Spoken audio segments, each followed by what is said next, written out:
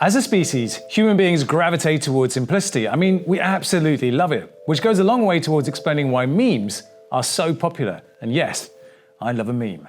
Now, understanding DeFi protocols requires a colossal level of DeFi Q. But for these last few glorious months, the glittering masses were able to reduce it to one simple equation. Farm token. Token go up. You want to be a farmer? Here's a couple of acres. But this week, we were sharply reminded that governance tokens are actually supposed to do something, represent something. They have, whisper it, an actual purpose. What is it? I don't know. Well, yeah, duh. It's governance, which is by far the most nebulous, political, complicated element of any blockchain protocol's makeup. And one with the most far-reaching consequences too. I want to be the governor for the people. I want to represent everybody. Now this is one giant rabbit hole, and frankly, it makes my brain hurt. But we'll kick off by looking specifically at 1inch and Curve. But trust me, this is a subject we're going to be hearing a great deal more about in the coming months, and it will most likely get very ugly. It's an ugly thing. Taking a long, hard look at the governance wars, this is the Defiant.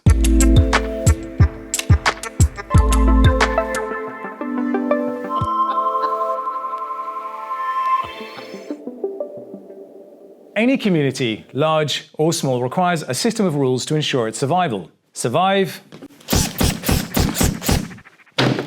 then thrive. Now, researching a screenplay a few years back, I spent many hours investigating intentional communities living in remote areas of the US. Every single one of them failed. And without exception, it was because of poor governance. Blockchain communities are really no different to these utopian ones living off the land. DeFi savants now farm digital yams. But the dynamics are the same. Government is not the solution to our problem. Government is the problem. Now the issue is this: governance introduces friction. There is no such thing as 100% agreement. Governance also introduces power dynamics. Whether by luck or judgment, an individual can rapidly find themselves in a position of major strength within a protocol due to the weight of their ownership. And the natural instinct here is to protect that position. And suddenly those who might not have been political before have something at stake and will make their voices heard to protect it. Now, what's fascinating about blockchain is how quickly this happens. This, of course, alongside the usual whales and big players who simply move weight early and introduce cartel behavior. Ironically, the great promise of blockchain opening up access and democratizing finance for the underprivileged is subject to the same rules of the real world. The rich get richer and the minnows get squeezed out. In other words, plutocracy. When there's massive money to be made, as there is in DeFi right now, well, you know what happens. But what's really at stake in the governance of these blockchain protocols? It definitely is kind of the holy grail to which all of these protocols and DeFi applications are aspiring to. Because you can have, a lending and borrowing or DEX that's permissionless and open on Ethereum, but it can still be centralized on a team that's calling all the shots. And so that's still, not much progress from our traditional financial system that's ruled by a small group of people and, where you need to trust others to make the right call with your money. And that's the case for much of DeFi at the moment. But the trend that we've seen in the past few months is that these teams are trying to increasingly give up their control of these protocols. And the way to do this is through governance. You'll need some sort of decision-making mechanism to upgrade the protocol when it's needed to make changes. Community, boils down to token holders. And the token is the tool that allows token holders to participate in these decision-making processes. So in the end, governance tokens are so key to these protocols because they enable kind of this holy grail of finally having decentralized finance become decentralized. Now, you might remember when YEarn's Wifey token launched, there was some concern that Andre could mint tokens whenever he wanted. But he, brave soul and kind soul that he was, gave up control of the governance contract to a group of 9 community members who enjoy very limited powers, with all major governance decisions carried out by on-chain voting. What's important here is that Wi-Fi was launched in what is now considered the most fair way possible. Andre could have awarded himself founder rewards or a pre-mine, but he didn't. He kept 0 tokens for himself. Anyone who held tokens back then earned them fair and square by yield farming. Now go back 6 months and you could have expected around single-digit percentage participation in governance. But now there's some chips on the table. People want in. The issue that I see is that the more money you have, the more voting power you have.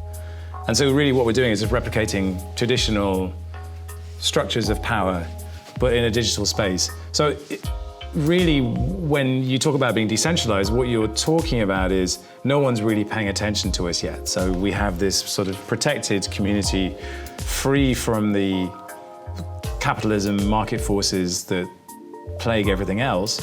Surely we're just going to see those same structures replicated, cartel behavior, whales moving in and taking an oversized position and unduly influencing the protocol. Isn't that basically what's going to happen here? Yeah, I think that's bound to happen, but there are key features of how like blockchain protocols and applications work that still make it better than what we have in the traditional system. And I think that one is the fact that it's still an open system and that everyone has kind of the same opportunity to gain control of voting power, essentially to buy tokens. So yeah, in the end, that means that people who have more money will be able to get more tokens and will be able to get more voting power, but anyone will have the same opportunity to do that. Another difference is that while you can have single whales, you can also have this sort of like representative democracy where a bunch of smaller token holders group together and can vote together for different proposals, rivaling kind of the whale's weight in the protocol. And then another feature which I think makes this a little bit better is just transparency. You always have the track record of how people voted, and that's not the case in traditional like finance and government, where many times things happen behind closed doors and you don't have kind of certainty of who's doing what. In these like token-based governance systems, you always know the history of like how people have acted in the past, and what that does is create more accountability. Now, YEarn has set a pretty high bar, or maybe that's where the bar should be all the time, who knows? But with a community as passionate and tight-knit as DeFi, every other project has to be prepared for heavy scrutiny and skepticism over what's fair and what isn't. And that brings us neatly to Curve and 1inch. Now, we covered the launch of the Curve token in last week's video, but if you missed it, you can check it out here. But that wasn't the end of the craziness. It all began with a $60 million spike in the Curve pool on Compound after the Curve reward APY jumped to over 300%. And this all happened after Curve announced a vote locking mechanism. This allowed depositors to boost their rewards by 2.5x by locking them up as VE-CRV tokens and voting on the weighting of different pools with a feature called Gauge Weight Vote. We wanted for the stakeholders in our governance to be aligned with the future of Curve. When the voting power is just proportional to the number of tokens, it's not always necessarily the case. Somebody can just buy a lot of tokens, vote for something, and then sell them. With the vote locking mechanism, the voting power is proportional to the time left before the unlock. That means that whoever has the most voting power also has the most at stake. And of course, this prompted some very hefty flexing. Julian Bouteloup from the British Blockchain Association was the first to notice. Governance war on fire! Someone bought KRV on the bucket, pushing the bar up. Lot of CRV into Cove Down, use Gauge Weight to outvote for Compound Pool to make rewards on steroids 307%! Governance power! Tip someone from Compound Finance or a nice Comp BC. Smiley face. Flex it! This move had huge ramifications for the YEarn ecosystem, given the major role played by YCRV, and it was taken as a sign of war. Yes, it's war! For comp and Wi-Fi holders. It was a moment where you start seeing what happens when there's actual money at stake, and when you have that, how can interested parties begin to exert their influence on these protocols. If you have one big token holder that can influence a protocol to their benefit, they're gonna do it. And this is what's been going on with Curve holders and Yearn holders, each trying to put their tokens to get the most rewards for their token holders. I think it's fair game, honestly. It's how the market works. It's how these things were designed. Ideally, they shouldn't be concentrated on one holder. Because it's all in the open, people will get outraged and point this out and encourage other people to kind of jump in and kind of balance the scale. Now, what happened next was that YEarn passed a vote to lock around $2 million of early liquidity provider CRV treasury in the DAO for a 2.5x multiplier on all future rewards, making it the curve pool with the highest CRV APY at any given time. Nice flex, Andre. Now, bear in mind that this meant locking their entire CRV treasury for 4 years. Now, in crypto terms, was not just one lifetime, it's like 10. That's a really long time. But wait! There's more! Apparently, in response to this, Curve's core team also locked up their own tokens, overpowering YEarn's and every other token in the voting escrow, giving themselves 71% of the DAO's governance power. And this created a situation in which quorum, currently set at 30%, could only be reached if the Curve team participated in voting. And as Andre himself pointed out, so at Curve Finance founder just took over 71% of the voting power. And since founder rewards are significantly higher than LPs and other voters, pretty much locked everyone else out. So guest voting is pointless now. Good luck, everyone. Curve's founder Michael Egroff publicly stated that he overreacted. Please don't overreact. While other Curve supporters are claiming that it was a fat finger mistake. Teams who do this sort of thing, their reputation is on the line. If they keep doing this, people will be less incentivized to participate. If they know, at any one time, the team can kind of take all their tokens and throw them in a smart contract and have things go their own way. If there's kind of the perception that this is the way things will play out, then they lose trust and people will start to move away from these platforms. I think, it's kind of what, as soon as kind of the community starts perceiving that the team is acting in a way that's maybe unfair or not to the broader community's benefit, they'll start to move away from those protocols. With a little hindsight, it's pretty clear that Michael was in fact not overreacting at all. In retrospect, it's encouraged a lot of people to lock the tokens. Michael's share is down to about 30%, and we expect it'll go down further in the next few days. The whole situation basically shocked the community into action, self-managing a solution. But not before a healthy dose of millennial outrage. But that wasn't the only project feeling the heat of the outrage cannon this week. 1inch, the largest DEX aggregator, came under fire after announcing the distribution of its 1inch token. Liquidity providers to 1inch's new automated market maker DEX, Mooniswap, are set to earn 1-year locked tokens for adding liquidity to selected pairs before the token launch. Now, 1inch will distribute 2% of tokens to early Mooniswap liquidity providers and 21% to ecosystem growth. And this really pissed people off. But why was it such a big deal? If this had happened last year, maybe it wouldn't have outraged people as much as it did now. But the standards and the bar has been raised.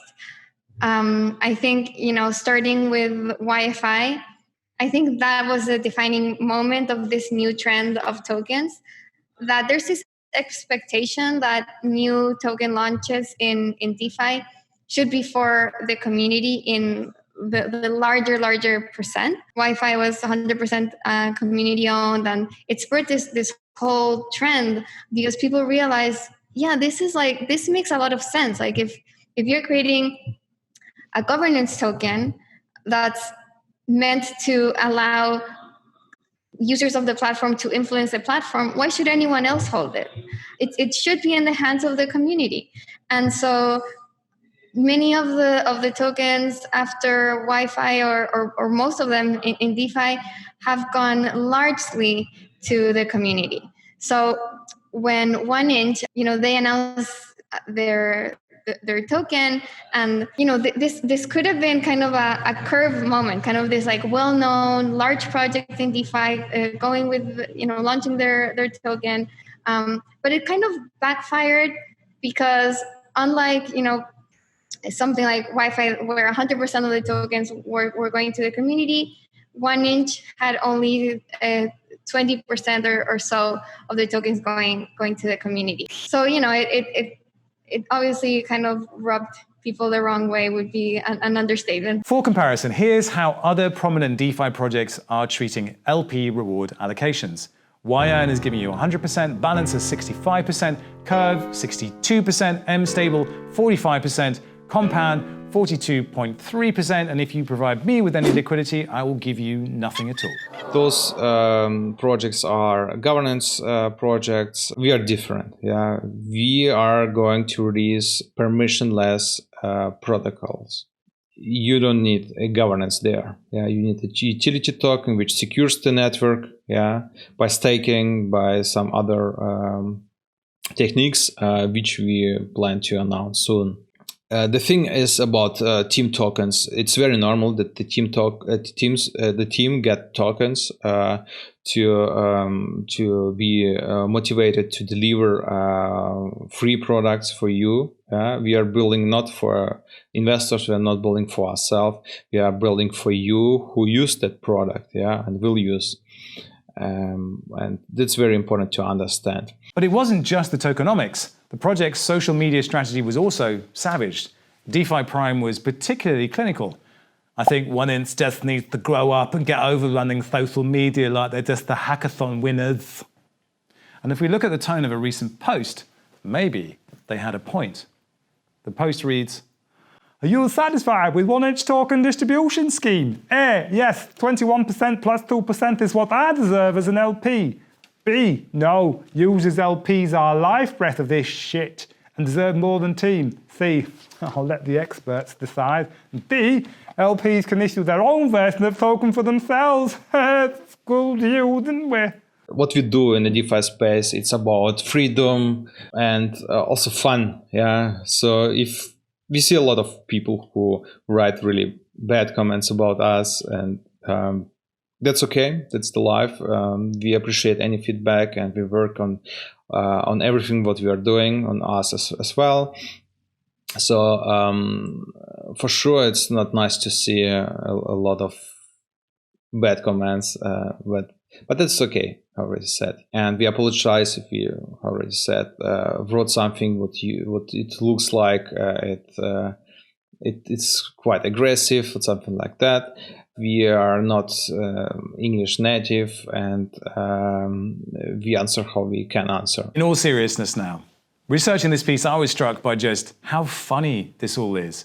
So much of this behavior wouldn't be out of place on the playground at my kid's school. The instant outrage, the pouting, the oversensitivity, and the speed of resolution. It's just a load of handbags. Now, it's really easy to be critical of a team's decision in hindsight once you've seen it play out. But it's far harder to game it out before you actually launch. And it's really easy to cry "scam" and sulk in the corner rather than demonstrating empathy and understanding that this is bleeding-edge psychosocial engineering with radical economics strapped on top. There are no rules yet, no best practices, and more often than not, naivety is the only crime. At the moment, nobody really knows how governance should work in decentralized systems. Everybody's experimenting and nothing is really set in stone. There's the possibility to add vote delegation or a liquid democracy system. At the moment, we're still experimenting and we are in very early phases. There will be cartels and there will be attempts to use money to affect governance. But that's also part of the game when you make governance a token that can be traded. There's no better way unless identity problem gets solved. There's probably going to be disagreements between governance participants, and that also creates demand for the tokens. There are a lot of forces at play on Curve, and it's going to be fascinating to see how it plays out. So my message to the community, we love you, we built for you, and of course we need support, and we appreciate any feedback, negative or positive. You are very welcome, and we improve everything what we do. If you see any FUD, any haters comments, just verify. You don't have to trust us. Yeah, just verify, and yeah, that's it. Our own Kupertali made the point that the standard to which the community is holding token projects to is incredibly bullish. The giant flex in Curve shocked that community into redressing the balance, and it did it really fast. And as we stare down the upcoming US elections, we'll be reminded once more of the danger of voter apathy and non-participation. And if all it takes is trigger-happy social media outrage to achieve a better outcome, well, I think we're doing all right. And maybe there's a solution to voter apathy with something like PowerPool's meta DeFi democracy, but that is a subject for a future video. For me, it boils down to behavior. Even if there's like broader voter apathy, when it comes to these like more like life or death or dramatic situations or just like situations where you stand to be impacted in a more direct way, then token holders will act and will participate. And yeah, this is what happened in Curve. Human beings gonna do what human beings gonna do. For the people to win, politics as usual must lose. And maybe that's the only algorithm we need. I've been Robin Schmidt reporting from the rabbit hole alongside Camilla Russo, and this was The Defiant. So nice for y'all. Now I got to up price for y'all. Snake eyes on dice for y'all. Shoulders on ice for y'all. A6 all the hate. I won't get a ball today.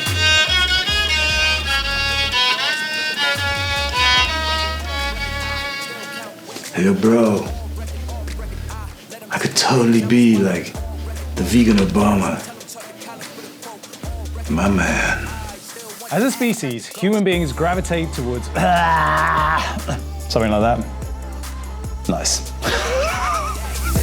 Whoa, whoa, whoa, whoa.